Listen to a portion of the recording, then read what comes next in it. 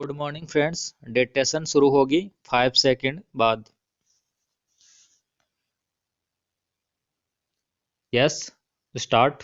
सभापति महोदय, ये शब्द मेरे नहीं हैं बल्कि राष्ट्रपिता के हैं। विराम।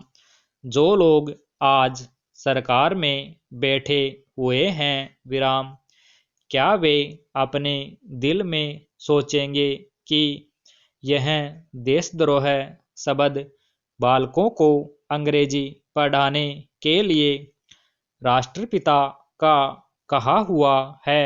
विराम।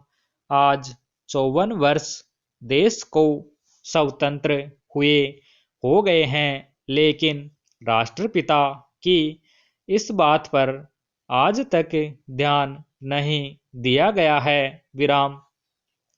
अंग्रेजी भाषा को पढ़ाना क्यों बंद नहीं किया गया और उसको दैनिक कार्यों में क्यों प्रयोग में लाया जाता है? मैं इस बात को कई बार इस सदन में कह चुका हूँ और मैंने इस विधान परिषद की नियमावली में 1 वर्ष पहले एक संशोधन भी रखा था, लेकिन मेरा दुर्भाग्य है कि वह संशोधन वर्ष भर से इस सदन में प्रस्तुत नहीं हो सका। विराम। मेरी अपनी राय है कि कम से कम दैनिक कार्यों के लिए यदि सरकार अंग्रेजी भाषा पर बंधन लगा दे तो बहुत अच्छा हो, और जो यह अनुशासनहीनता है वह भी समाप्त हो जाए। विराम पेरा।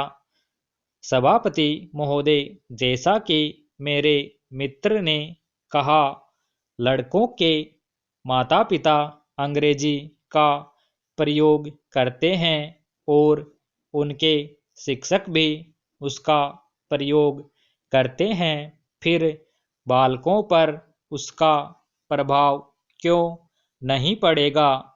मैं उनसे सहमत हूँ कि बालकों में नकल करने की आदत होती है। विराम। जैसा वे अपने बड़ों को करते देखते हैं वैसा ही वे करते हैं। विराम। अगर हम कोई बुरा काम करेंगे तो उसका प्रभाव बालकों पर अवश्य पड़ेगा। विराम।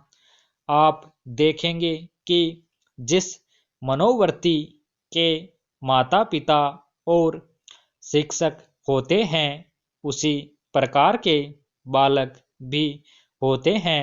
विराम। हम दूसरों को तो परामर्श दे देते हैं, लेकिन स्वयं उस पर अनुपालन नहीं करते। विराम।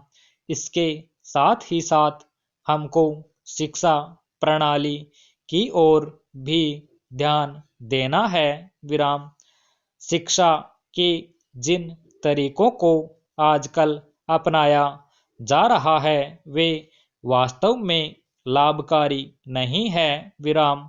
सरकार की ओर से इस प्रकार का आदेश होना चाहिए कि 14 वर्ष तक बालकों को अपनी मातृभाषा में ही शिक्षा दी जाएगी और दैनिक कार्यों में भी अंग्रेजी का प्रयोग नहीं होगा।